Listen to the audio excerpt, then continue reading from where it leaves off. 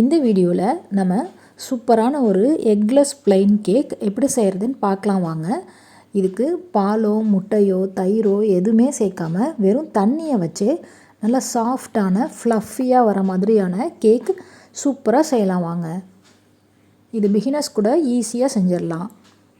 இந்த கேக்கை நான் குக்கர்லேயும் செஞ்சு காட்டியிருக்கேன், ஓவன்லேயும் செஞ்சு காட்டியிருக்கேன். உங்களுக்கு எது ஈஸியாக இருக்கோ அந்த ஸ்டெப்ஸை நீங்கள் ஃபாலோ பண்ணிக்கலாம். வாங்க இப்போ கேக் எப்படி செய்கிறதுன்னு பார்க்கலாம்.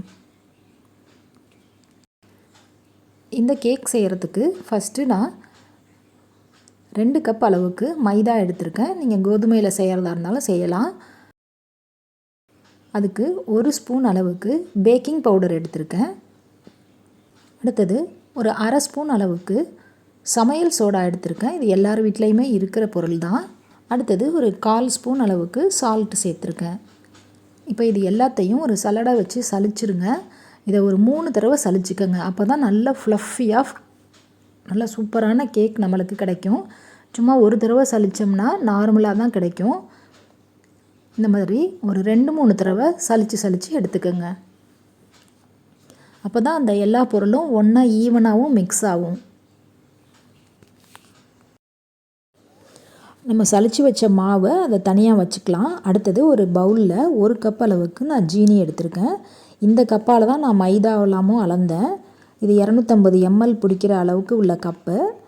நீங்கள் வேறு எதுலையாவது மெஷர் பண்ணுறதா இருந்தாலும் பண்ணிக்கலாம். ஆனால் ஒரே கப்பாலேயே பண்ணிக்கங்க லாஸ்ட் வரைக்கும். அடுத்தது ஒரு 1/4 கப் அளவுக்கு ஆயில் சேர்த்துக்கிறேன். இது வாசனை வராத எந்த ஆயிலாக இருந்தாலும் பரவாயில்ல.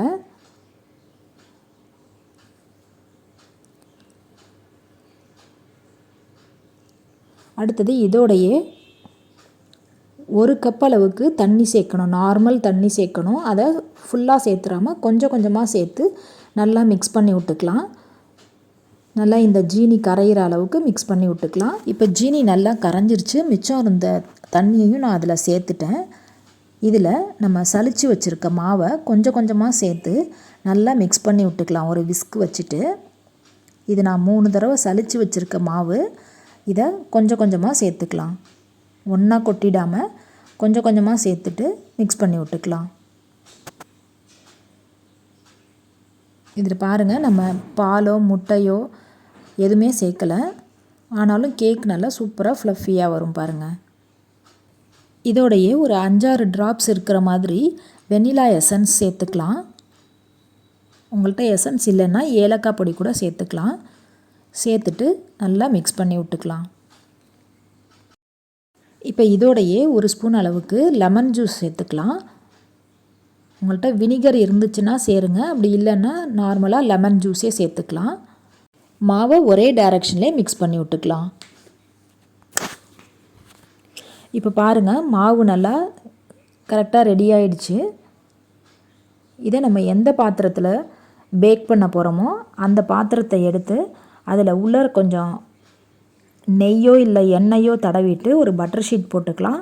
அது மேலே இன்னும் கொஞ்சம் ஆயிலோ நெய்யோ தடவிக்கலாம். தடவிட்டு அந்த மாவை இதில் செட் பண்ணி வச்சுக்கலாம். இப்போ பாருங்கள் மாவோட கன்சிஸ்டன்சி எப்படி இருக்குன்னு. இப்போ எல்லா மாவையும் இதில் சேர்த்துடலாம். இப்போ ரெடியான மாவை நம்ம ஓவனில் ஃபஸ்ட்டு வச்சு எடுத்துக்கலாம். அதுக்கு நான் 10 நிமிஷத்துக்கு 180 டிகிரியில் ப்ரீஹீட் பண்ணி வச்சுருக்கேன் ஓவனை. ப்ரீஹீட் ஆனதுக்கப்புறம் இதை உள்ளே வச்சுட்டு க்ளோஸ் பண்ணிடலாம். க்ளோஸ் பண்ணிவிட்டு 35 நிமிஷத்துக்கு இதை பேக் பண்ணிக்கலாம். அதுக்கப்புறம் எடுத்து செக் பண்ணி பார்த்துக்கோங்க. இப்போ பாருங்கள், கத்தியில் மாவு ஒட்டாமல் வந்திருக்கு. அப்படி ஒட்டி வந்துச்சுன்னா திருப்பி ஒரு 5 நிமிஷத்துக்கு வச்சு எடுத்துக்கோங்க.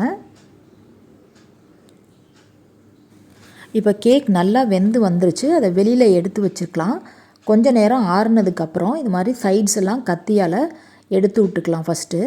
அதுக்கப்புறம் இந்த மாதிரி வேறு ஒரு பிளேட்டில் மாற்றி எடுத்துக்கலாம். இப்போ இதில் இருக்கிற பட்டர் ஷீட்டையும் ரிமூவ் பண்ணிடலாம்.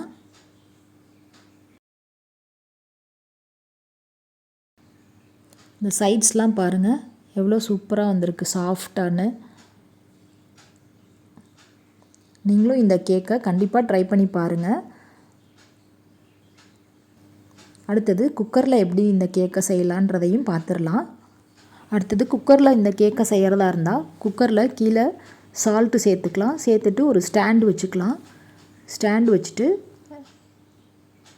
ஒரு மூடி போட்டு அடுப்பை ஆன் பண்ணிவிட்டு நல்லா 10 நிமிஷத்துக்கு ஹீட் பண்ணிக்கலாம்.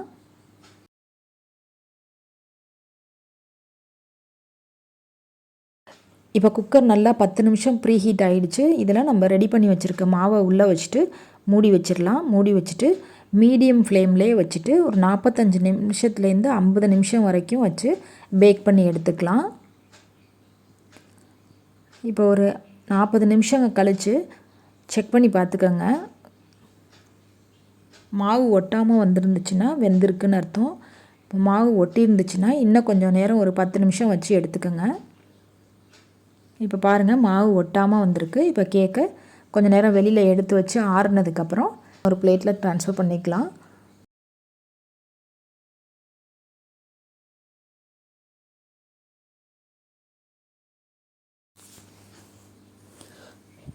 இப்போ பாருங்கள் கேக் எவ்வளோ ஃப்ளஃபியாக வந்திருக்குன்னு. நல்லா ஸ்பான்ஜியாகவும் இருந்துச்சு. கண்டிப்பாக நீங்களும் இதை ட்ரை பண்ணி பாருங்கள். இதே மாதிரி நிறைய கேக் வீடியோஸ் நம்ம சேனலில் இருக்குது. அதையும் போய் கண்டிப்பாக வாட்ச் பண்ணுங்கள். மற்ற வீடியோஸையும் வாட்ச் பண்ணுங்கள். இப்போ பாருங்கள் எவ்வளோ சூப்பரான ஸ்பான்ஜி கேக் நம்மளுக்கு சூப்பராக ரெடி ஆயிடுச்சு. இப்போ பாருங்கள் ஓவனில் செஞ்ச கேக்கும் நல்லா ஸ்பான்ஜியாக வந்திருக்கு. குக்கர் கேக்கும் நல்லா ஸ்பான்ஜியாக வந்திருக்கு. அவ்வளோதான். இந்த வீடியோ பிடிச்சிருந்தா லைக் பண்ணுங்கள், ஷேர் பண்ணுங்கள். அப்படியே நம்ம சேனலை சப்ஸ்கிரைப் பண்ணி வச்சுக்கோங்க. மற்ற வீடியோஸையும் போய் வாட்ச் பண்ணுங்கள். தேங்க்யூ.